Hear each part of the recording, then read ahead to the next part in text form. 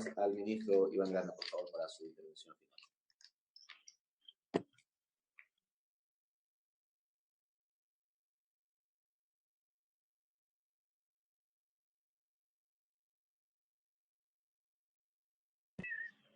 También el señor ministro le ha solicitado que lo ayuden con la colocación de alguna información para que la haga tecnología cuando el ministro lo requiera, por favor. Sí, varios puntos. Yo quiero plantear una decisión y una acción que creo que el presidente de los ecuatorianos, Lenín Moreno García, ha planteado. Hoy es momento de estar juntos, inclusive desde la posibilidad de generar críticas como las que hoy hemos recibido, constructivas, ciertamente que muchas de ellas no estaremos de acuerdo, pero creo que es importante que ese debate se maneje desde la perspectiva de la unidad que necesita el país para enfrentar en estos momentos la crisis de la emergencia sanitaria. Yo me acordaba cuando pasó lo del terremoto, el país entró en un remanso de tranquilidad política porque todos estábamos comprendiendo que había una necesidad, que es atender a Manabí. Y hubo una tregua política. Yo en aquel momento, en oposición del gobierno de turno, planteé que debíamos tener silencio, pero sí construir realidades y condiciones de atender a la familia ecuatoriana, en aquel momento Pedernales, que tenía mucho dolor. Y creo que eso es lo que siento también al mirar la presentación y las inquietudes de la mayoría de los asambleístas que le representan a cada una de las provincias y a nivel nacional. Y desde esa perspectiva, siempre buscar mejorar. Tengan la plena seguridad que el Ministerio de Inclusión Económica y Social, el Frente Social, la Secretaría Técnica del Plan Toda una Vida, no venimos a recitar nada. Venimos a hacer cosas que creemos que están bien. La Secretaría Técnica del Plan Toda una Vida nos ha permitido plantearnos espacios de reflexión de la política pública. Isabel Maldonado, que hoy no está aquí con nosotros porque tiene lamentablemente un problema de salud importante, ha planteado criterios como, por ejemplo, los mapas de calor para poder atender a las personas en enfermedad catastrófica, adultos mayores y personas con discapacidad a través de la articulación de las manuelas con el MIES y el Ministerio de Salud para no desatender a los adultos mayores. Y claro, Isabel también maneja el Frente Social y representa que generemos acciones coordinadas, y por eso la presentación de la secretaria subrogante establecía el mapa de acción desde un paraguas que es el Plan Toda una Vida. Pero como les decíamos, nosotros valoramos todos los criterios de los compañeros y de los ciudadanos asambleístas, de los que estaban en oposición, de los que están en oposición, pero de los que quieren también construir realidades distintas. Yo me voy con muchas inquietudes y con muchos desafíos de esta comparecencia en función de lo que han planteado y han establecido, casi todos con la consideración y el respeto. Podremos tener diferencias ideológicas y diferencias, sin duda, puntuales en determinados temas, pero sin duda lo que he dicho, nos tiene que cobijar esa bandera a la cual todos queremos, indistintamente de la condición política que nosotros mantengamos y de la situación ideológica y partidista que tengamos. Ramón Terán planteaba el tema de la metodología de base de datos. Yo quiero valorar el trabajo del director del Registro Social, que no ha dormido para darnos una base de datos de aquellas 400.000 familias que sí lo necesitan, porque mucha gente necesita. Posiblemente no nos alcanzan las manos y posiblemente hay mayor cantidad de necesidades de personas que requieran el bono de contingencia. Y por eso el presidente amplió 550.000 familias más. Y por eso en sus manos está que se apruebe una ley que es importante para asistir humanitariamente a las personas que menos tienen y ampliar la cobertura a 1 millón de personas más. Y claro, para mí ha sido un placer estar estas 4 horas, casi media, entendiendo la lógica de cada uno de los asambleístas, intentando también mirar qué es lo que se puede mejorar. Y por eso, gracias. En el caso de Ramón Terán decía Ecuador Solidario, está suspendido ese contrato previo a la emergencia sanitaria COVID. no se podrá restablecer posiblemente el tema, están en los términos jurídicos y legales. Esta era una forma de comunicar distinto, en vez de hacerlo a través de medios tradicionales, es llegar directamente a la gente con criterios de desnutrición infantil, con criterios de atención a las personas o con criterios de cómo poder prevenir y establecer códigos de convivencia entre las familias. Está suspendido, no, le mandaré a Ramón Terán, al asambleísta Terán, con toda la consideración, todo lo contractual y extracontractual y cómo está suspendido y hasta dónde se llegó. No lo tengo aquí, no tengo los datos, venía a la comparecencia y estoy efectivamente tratando de resolver todas las dudas, pero lo intento hacer con la mayor prolijidad del caso.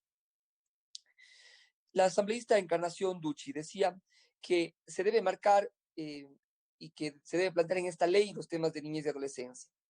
Yo creo que también hay como discutir las cosas en el marco de las reformas al Código de la Niñez.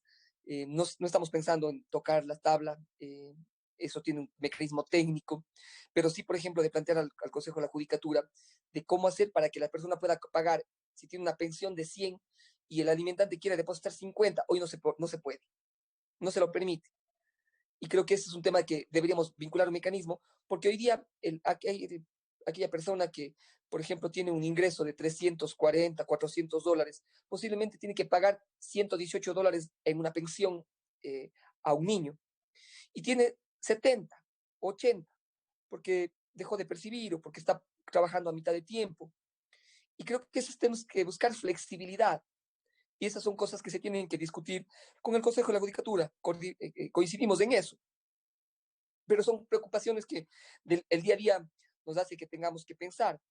Lo mismo, cómo hacemos que sea mucho más rápido y prolijo el sistema procesal de protección y tutela efectiva de los derechos de los niños, niñas y adolescentes, con mecanismos más adecuados frente a la protección y dicha tutela.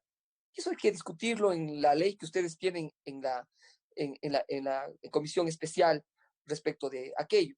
Y claro, también decía que existían 700,000 niños en trabajo infantil. Hoy el porcentaje es de 8.6%. Ese valor que usted ha establecido y que ha planteado es del INE 2000. No está corroborado con la realidad que hoy tenemos, es la mitad, es del 8.6% de la población. Sin embargo, me permito aclarar también eso con el fin de que podamos tener y hablar sobre lo mismo. Usted me hizo una pregunta, ¿cuántos millones de dólares para la emergencia COVID? Solo para la emergencia COVID, en temas de bonos y asistencia sociales, 114 millones de dólares a pesar de la crisis fiscal que tenemos. Usted planteaba encañar los kits.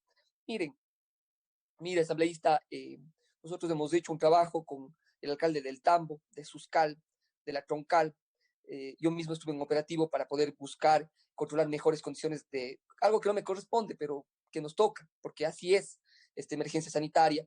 Y lo que no nos ha faltado en esto es trabajo. Y creo que tengo que decirle que con la Troncal, por ejemplo, todo lo que es salvoconductos y la condición de cercanía con el Guayas, el hospital de la Troncal es un hospital que tiene todo lo necesario. Hicimos un proceso de vinculación entre el IES y el Ministerio de Salud para que podamos responder de mejor manera en la Troncal. El hospital Homero Castanier del Cañar, al que usted hace referencia, ha sido protegido como hospital centinela. Los números de Cañar sin duda son importantes, pero sin embargo, en cuanto a mortalidad, creo que el sistema del Consejo de Ministros, en este caso la zona 6 y parte de la zona 7, ha permitido que tomemos decisiones adecuadas, a veces en diferencias con los alcaldes, pero siempre constructiva y siempre respetuosa. Y esa es la diferencia, creo, de los resultados que se pueden establecer a nivel nacional. La coordinación con los niveles de los distintos gobiernos seccionales es vital en el manejo de esta emergencia sanitaria con información clara, precisa y adecuada.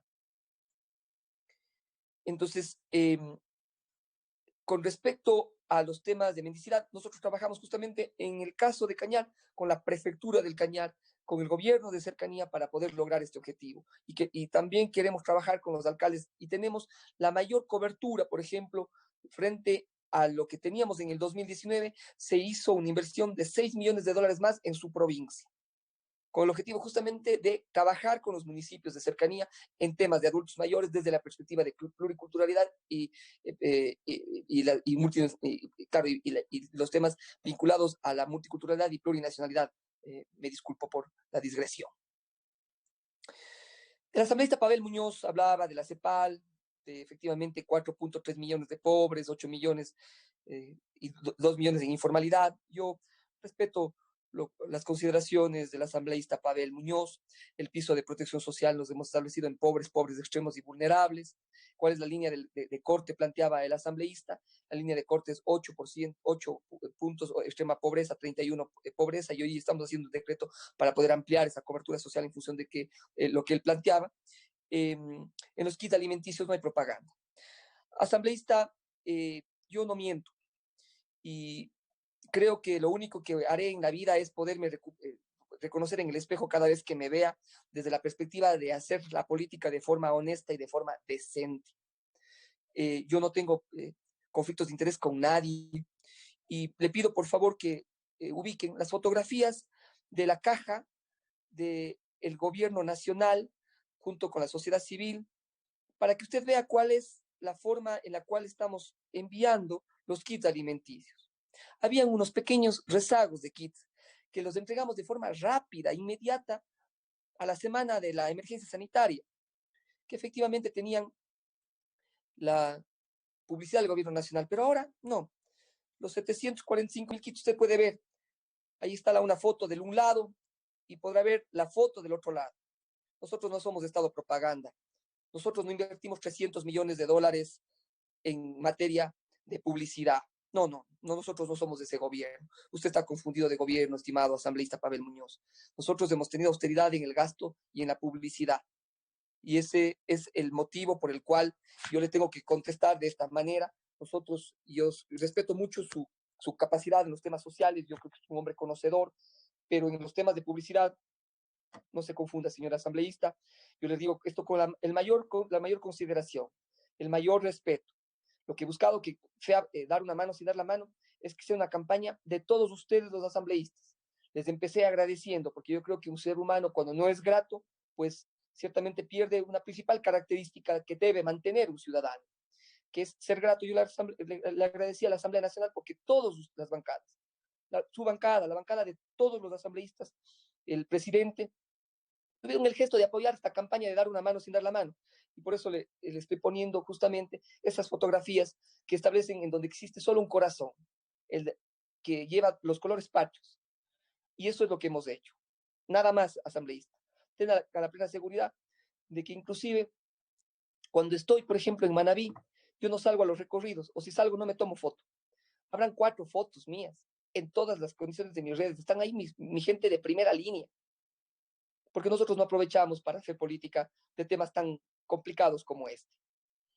No hay propaganda, estimado asambleísta, y esto le digo con toda propiedad, porque si no...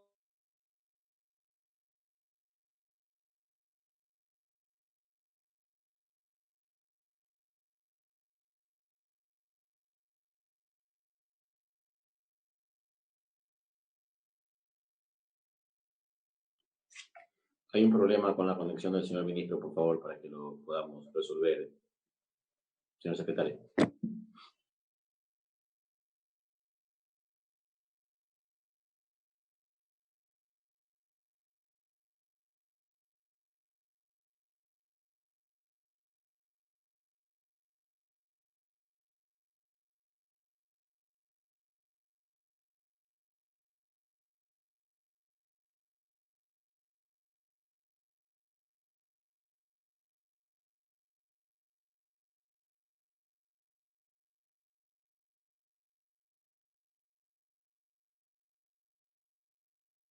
Señor presidente, me permite informar que tenemos un problema técnico por parte del audio del señor ministro. Estamos en este momento efectuando las correcciones.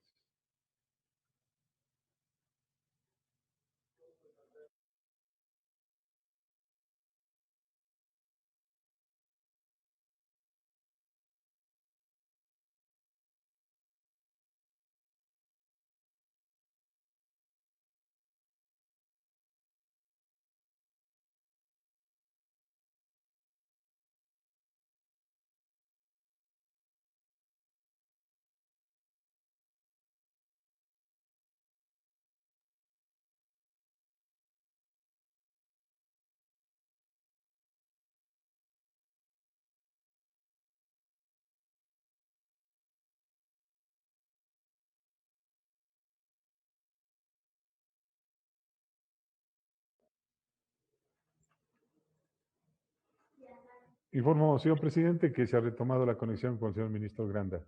Señor ministro, está gentil, podría continuar con su... Mil disculpas, parece que se cayó el internet acá. Entonces, le decía, en cuanto al tema de dinero electrónico, creo que fue mal concebido.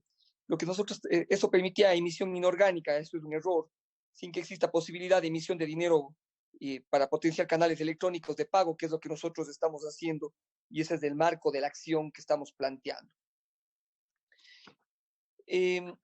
Efectivamente, había criterios respecto de sucumbíos, son 6.000 kits que se han entregado en el Lago Agrio, 3.280 kits con el alcalde de Cascales. Mi reconocimiento al alcalde, fue el primero en establecer las condiciones de un proceso en el cual se hizo un refinanciamiento con el BEDE y se pudo lograr el objetivo puntual de que esos recursos no sean para el BEDE, sino sean para kits alimenticios y medicina.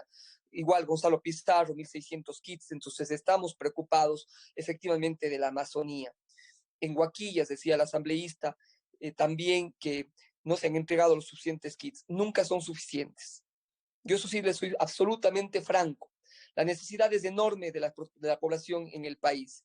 Si estamos hablando de 2 millones de personas que están en comercio informal, de 8 millones de personas que podrían tener alguna complicación económica en este momento, sí me parece que es importante que comprendamos que muchas veces me va a faltar llegar con kits alimenticios, nos van a faltar bonos de protección familiar. Sin embargo, hacemos un esfuerzo enorme para garantizar el tejido social. En ese sentido, en Machala estuvimos, en Arenillas estuvimos en Zarumilla estuvimos, en Huaquillas con su alcalde. Estamos ahí tratando de armar un proceso en el cual atendamos a personas en situación de movilidad que están viniendo desde el Perú.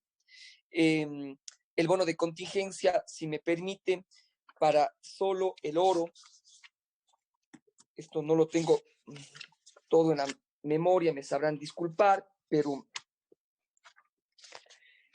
en el caso del oro, hay alrededor de 58.265 kits entregados.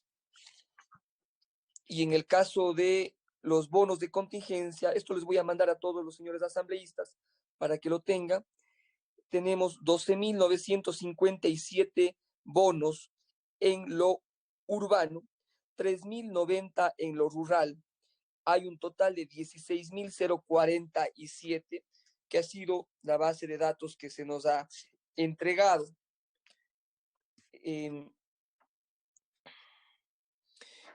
Donde estamos vinculando bono para personas en situación de frontera. Voy a enviar ese cruce, no lo tengo, pero lo vamos a entregar para saber cuáles de las familias beneficiadas están en situación de frontera o viven en la frontera. También nos planteó usted el trabajo con niños no acompañados. Yo tengo una subsecretaria de Protección Especial, Patricia Salazar.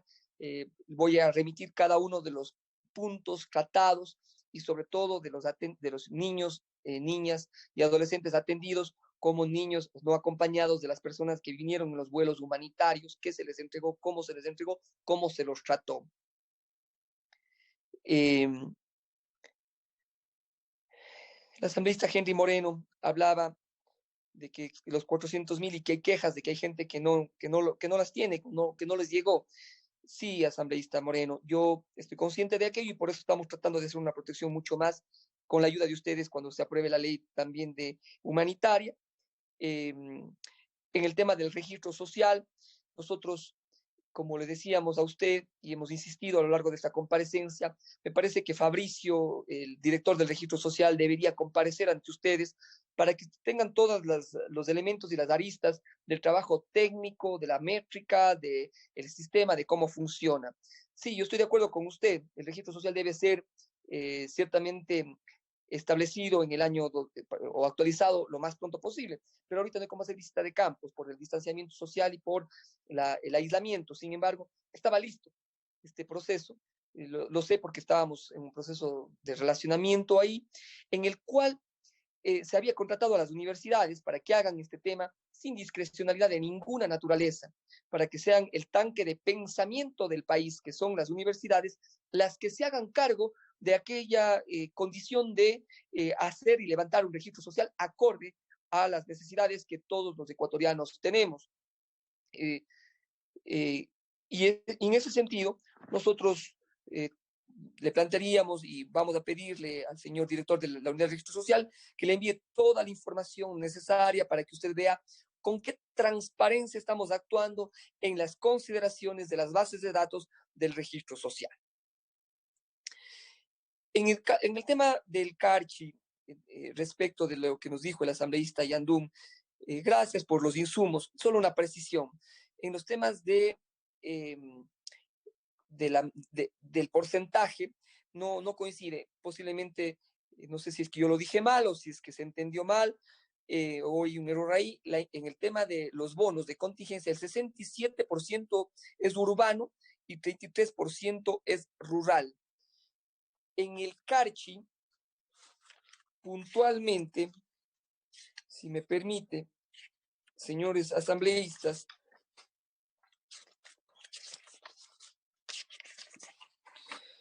en el CARCHI, en lo que corresponde a lo urbano y rural, es el 48% en lo urbano y el 52% en la rural. Es distinto a la relación a nivel de país. Yo lo que les había dicho es que el 67% es a nivel nacional urbano, el bono de protección familiar, y el 33% es rural.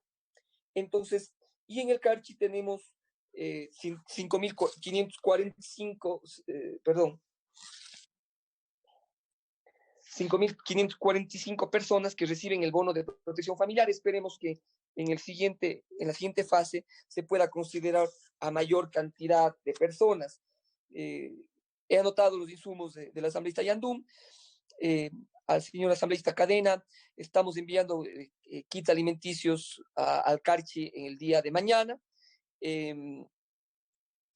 Y quiero decirle, con el respeto y consideración del caso, las 400.000 familias que están recibiendo bono de contingencia son personas de carne y hueso, son trabajadores del día que tenían un ingreso de menos de $400. Hay versiones y imágenes de cómo lo han hecho. Lo que sí le pido es que no utilice los términos de trampa, porque, mire, yo lo que siempre defenderé, así como lo hace usted en función de su familia y en función de lo que somos los funcionarios públicos, uno lo único que tiene en la vida es la honra. Como ministro, posiblemente muchos dirán, soy buen ministro, mal ministro, que trabajo, que no trabajo. Eso es súper discrecional. Yo soy respetuoso de todos los asambleístas, indistintamente de las diferencias políticas que podamos tener con cada uno de ellos, con algunos muy graves o diferencias abismales de la concepción de la política, y con otros no tanto, con otros más cercanía, con otros seguramente mayor afinidad personal, pero trampa yo no hago. Ni trampa hace el registro social, ni trampa hace este gobierno. Las 400.000 familias tengan la plena seguridad que cuando yo recibí esas 400.000 familias, estas no reciben ningún tipo de bono. Todas están vivas, porque crucé con el registro civil en tiempo récord. Y además me dediqué a algo que nunca se había hecho, a cotejar si tienen celular, para poderles mandar un mensaje. Y esa es la diferencia de que en el bono de protección familiar, 330.000 y pico de personas ya han cobrado el bono de protección familiar, cuando su universo son 400.000 familias.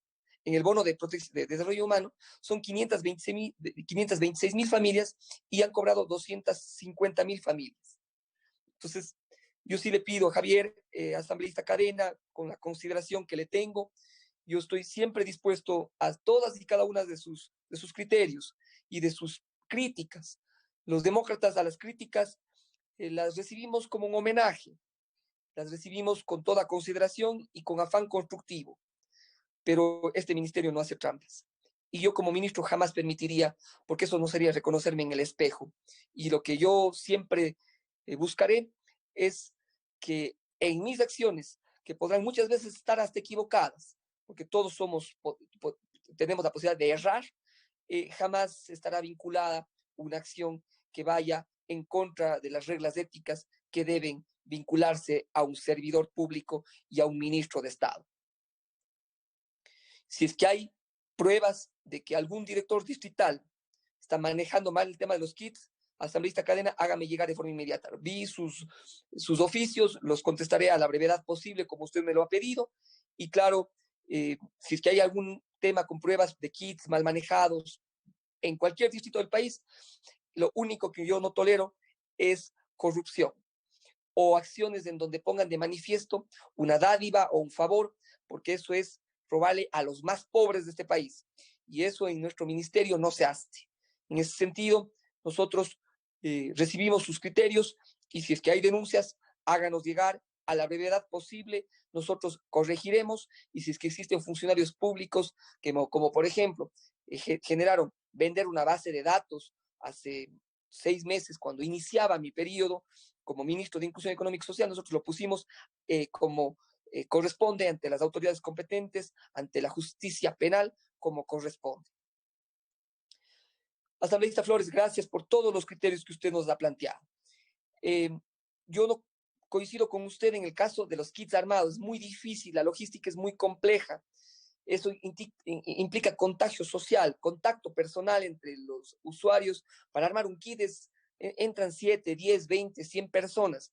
Eso puede generarme un contagio y puede generar un problema. Por eso es que yo soy más amigo de plantear y pasar hacia los bonos de protección familiar, porque además de eso, eso me permite decirle a usted con métrica dónde está localizada esa persona, en qué lugar del país, en qué parroquia, en qué provincia, cuántos números de kits hemos entregado en tal lugar o en otro lugar, inclusive para poder corregir errores.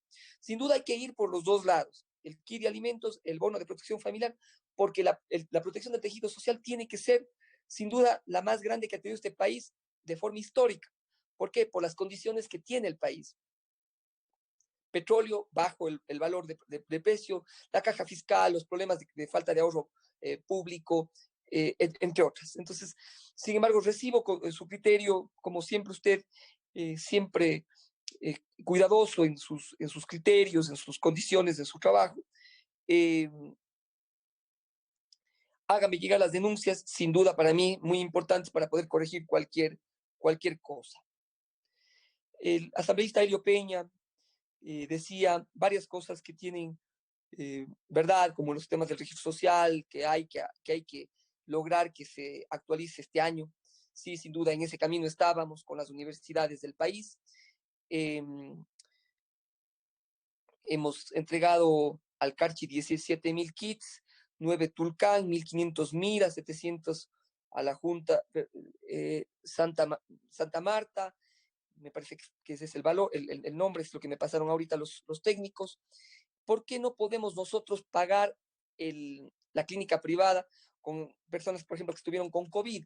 Porque eso le corresponde al sistema de salud pública, ya sea IES o el Ministerio de Salud Pública, pero efectivamente me parece que es una buena idea que se debe establecer por parte de los señores compañeros del gabinete, tanto el señor ministro como el Instituto Ecuatoriano de Seguridad Social.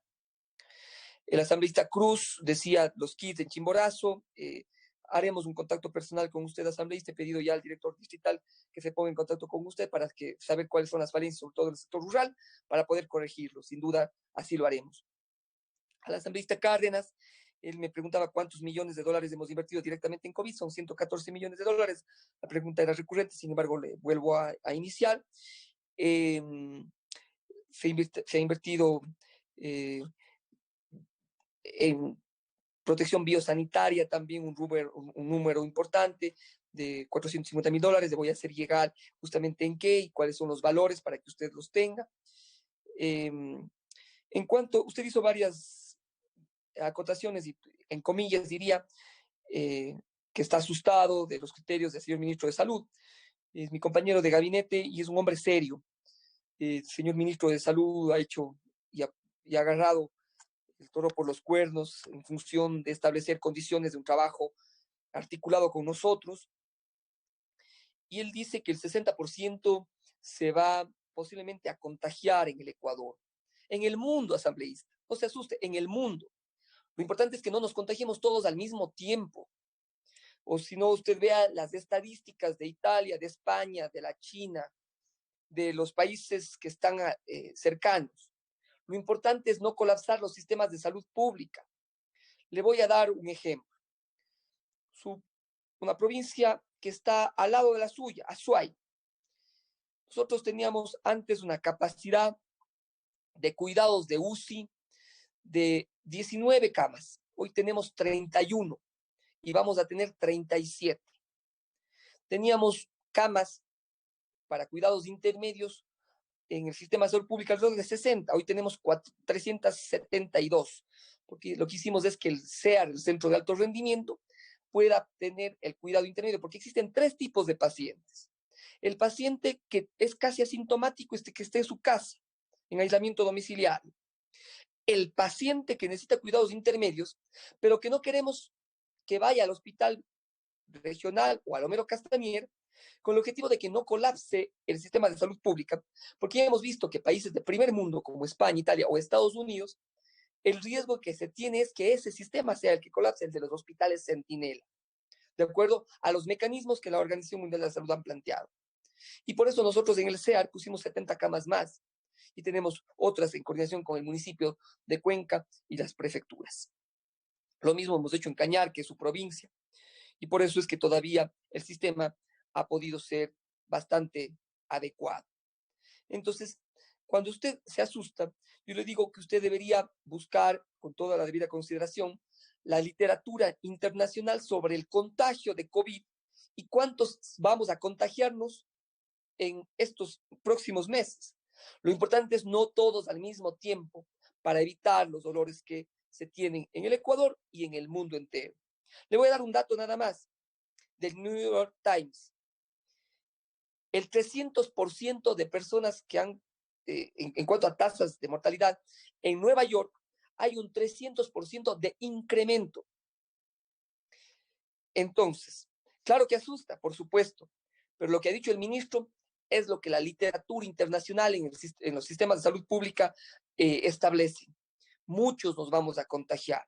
Ojalá no todos al mismo tiempo para que el sistema de salud público ecuatoriano, en el caso de Cañar, de Azuay, de Pichincha, de Manabí, de las queridas provincias, todas ellas, y no es que tengamos un conformismo, no, es lo que ocurre, pero que creo que he querido ser lo suficientemente directo y usted podrá conversar con el señor ministro de Salud, que es un hombre serio y que conoce del tema en cuanto a lo que está pasando en el mundo, no en el Ecuador.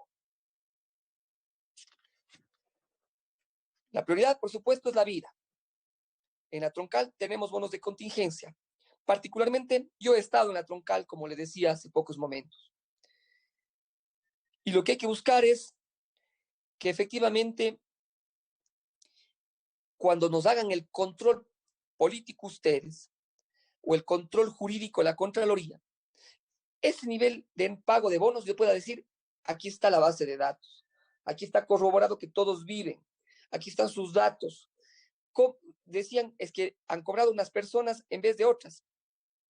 Esas denuncias son gravísimas, porque la única forma de cobrar es con un certificado del registro civil o la cédula de identidad.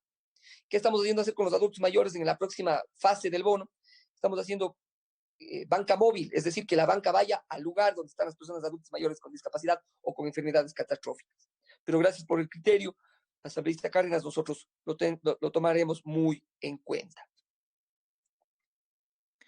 El asambleísta Eliseo Azuero decía que en Sucumbíos existen denuncias de que no existen los personeros del MIES, no tienen temas de bioseguridad. Creo que fuimos el primer ministerio que estableció un proceso en el cual creo que, aparte del Ministerio de Salud y el IES, en donde protegimos a los que están en primera línea a través de mecanismos de bioseguridad. Voy a hablar con la directora distrital, pero me parece raro porque nosotros compramos para toda la primera línea criterios de bioseguridad. Tan es así que, como le decíamos hace pocos momentos, los adultos mayores que están en centros residenciales del MIES no tienen COVID. No hemos tenido fallecidos por COVID, porque nosotros una semana antes del primer contagio ya tuvimos medidas biosanitarias, no solo con nuestros técnicos, sino también con otras personas. Decían que tienen los kits, son 12 productos, hay proteína, arroz, azúcar, aceite, leche, fideo, entre otras. Porque no hay cómo sacarse los kits o distribuir o decir que se han quitado, porque había un tema en redes sociales que como si fueran kits del ministerio, no eran kits del ministerio, eran del programa del Banco de Alimentos de Guayaquil, que lo que estaban haciendo es, en un kit venían 2 fundas, lo que estaban haciendo es distribuyendo entre las 2 fundas, pero eso ya el Banco de Alimentos podrá detallarlo y hubo el pronunciamiento público expreso de cómo ocurre y cómo se hace la metodología del caso. En nuestro caso eso es imposible. La asambleísta Gabriela Larreategui decía, efectivamente las primeras líneas son las que están vinculadas a un trabajo importante, sí, y estamos intentando corregir, asambleísta Larreategui, todo lo que corresponda a la atención a personas con discapacidad, adultos mayores y personas con enfermedades catastróficas. Jorge Corozo hablaba de los pueblos y nacionalidades, nosotros estamos creando nuestra nueva estructura, y ahí aprovecho para decirle a la asambleísta Cárdenas, que ¿por qué sacamos a 200 personas? Para tener una subsecretaría de pueblos y nacionalidades, que no se lo había establecido, para transversalizar la política pública desde estas visiones, desde la visión de la comuna, desde la visión desde la perspectiva plurinacional y multiculturalidad. Pero eso no se hace haciendo un Estado más obeso, sino haciendo un ministerio más corto, pero con mejores competencias, con transversalidad, con criterios de género, etarios, con criterios, además de eso, de plurinacionalidad y multiculturalidad, porque la política social no puede ser la misma, y ahí le doy la razón al asambleísta Corozo, que dice, bueno, ¿y cómo estamos haciendo? Efectivamente, para eso lo hicimos. Esa reestructura estableció 900 familias o 900 funcionarios públicos tengan que salir en función de una reestructura que plantea este tipo de indicadores que permitan llegar con mejor convicción y con otro tipo de visiones a una política social. Daba el ejemplo de la política social en Cayambe que inició mi compañera ministra Berenice Cordero y que nosotros lo continuamos y que de Cayambe lo queremos llevar al Chimborazo, porque se trata de poblaciones indígenas. Entonces, no hay que asustarse tampoco por eso, porque, por ejemplo, lo que nosotros hemos vinculado es, y se lo hizo en función de una norma que no lo autorizamos nosotros, lo hicieron ustedes cuando ustedes tenían una mayoría de 100 asambleístas, la compra de renuncias obligatoria en función de las necesidades institucionales. Eso lo hicimos en función de un mandato que crearon ustedes. Entonces, no hay que quejarse ahora porque creo que esto nos ampara la ley y establece que tengamos un ministerio cortito, un ministerio eficiente, un ministerio con una estructura distinta, que además de eso esté mucho más territorializado y con un acuerdo y una articulación con los distintos GATS territoriales independientemente de su bandera política, porque con todos hemos trabajado. He consultado el tema del reglamento, nosotros mandamos ya respecto de la ley del adulto mayor, asambleísta Corozo, nosotros ya mandamos los criterios, esperamos que en las próximas semanas ya esté en vigencia el reglamento. Sí me preocupa también que haya pasado desde el 9 de mayo, un buen tiempo ya, pero sin duda haré insistencia en este tema. Voy a conversar con la Secretaría Jurídica de la Presidencia para lograr este objetivo, que es el objetivo también de nuestro ministerio. Estimado Fafo, asambleísta Fafo Gavilanes, efectivamente, varias cosas estamos haciendo en función de su línea. El tema de Bolívar, por ejemplo, en el tema del trueque, no solo hemos hecho una conexión urbano-rural respecto de la política alimenticia y de soberanía alimentaria en el marco de esta crisis. También estamos estableciendo acciones de trueque entre la costa y la sierra, entre lo urbano, entre lo que se cultiva en la sierra, en la costa. Ya varias experiencias, tuvimos una en El Oro, tuvimos una experiencia también en Cañar, tenemos una experiencia también en Chimborazo, otra en Pichincha, otra en Guayas. En esto estamos trabajando de forma súper articulada con el Ministerio de Agricultura, que es la que marca la política agraria también en el país y la de alimentos en el país. Y estoy de acuerdo con el tema de la semaforización, estaremos trabajando en aquello. A la asambleísta Lira Villalba, nosotros estamos trabajando para proteger básicamente a través de teletrabajo. Las personas se pueden comunicar con nosotros a través de la página web de inclusión.gov.es. Fortalecimos esta plataforma previo a la pandemia, previo a la emergencia sanitaria, para poder permitir que no se nos caiga el sistema. Se está atendiendo ahí. Ahí tenemos a través de teletrabajo cerca de 100 funcionarios que están todo el tiempo atendiendo los criterios de las personas. El 1-800-002-002, les soy franco, tuvimos que cerrar solo básicamente a temas de bono de contingencia, porque teníamos muchas llamadas falsas, teníamos muchas formas de buscar colapsar el sistema del 1-800-002-002. Estamos fortaleciendo para tener ya llamadas de otro tipo, pero a través del 1-800-002-002 se lo podrá hacer en las próximas semanas, pero inclusión.gov.es de forma inmediata. Tenemos bots que están atendiendo junto con 100 funcionarios que atienden desde teletrabajo. Y estamos ampliando justamente esa cobertura. Usted preguntó, perdón, usted era la pregunta de adultos mayores y enfermedades catastróficas que vamos a hacer para el pago del bono. Vamos a tener a través de banca y de cooperativas, como por ejemplo, ustedes de Tungurahua, pero en Chimborazo, con la cooperativa de Aquilema, estamos logrando que la cooperativa de Aquilema vaya a estos distintos espacios. Veamos en Tungurahua y en el resto del país cómo lo estamos haciendo, estamos armando este proceso. También lo estamos haciendo en función de que las personas puedan consumir directamente, por ejemplo, en TIA. Van con su cédula y en vez de cobrar el bono de $60, pueden consumir en TIA y en Gran Aquí. Estamos armando ese sistema. Como se sabe, lamentablemente la emergencia sanitaria nos ha hecho que tengamos que triplicar los esfuerzos, pero estamos trabajando en aquello a través de brigadas bancarias y a través de sus corresponsales como TIA o Gran Aquí, que están a lo largo y ancho del país, en donde se pueda ciertamente consumir de forma directa productos de primera necesidad. Está prohibido tarjetas celulares, que se había planteado por parte de algún compañero asambleísta, y también bebidas alcohólicas, solo será para temas vinculados a la alimentación del país. Creo que he intentado contestar la mayor cantidad de preguntas. Mi equipo está conectada con la comparecencia en la Asamblea. Las preguntas que no les pueda contestar lo haré directamente por escrito para que ustedes tengan la plena seguridad de que el Ministerio de Inclusión Económica y Social está trabajando en función de los grupos vulnerables del país. Ustedes tienen una herramienta, creo que importantísima en el manejo de esta crisis, que son las 2 leyes que se han planteado y otras que vendrán también en ese marco de construcción colectiva que creo que debe primar, y en el trabajo y el respeto hacia su gestión, señores asambleístas. Para nosotros la ley humanitaria tiene un contexto y una visión profundamente social, que puede mejorar sin duda. Nos decía el asambleísta Celi, me parece, en la comparecencia que tuvimos en la comisión del asambleísta que preside la comisión, el asambleísta Albornoz, que deberíamos buscar temas en materia de inquilinato, por supuesto, en materia de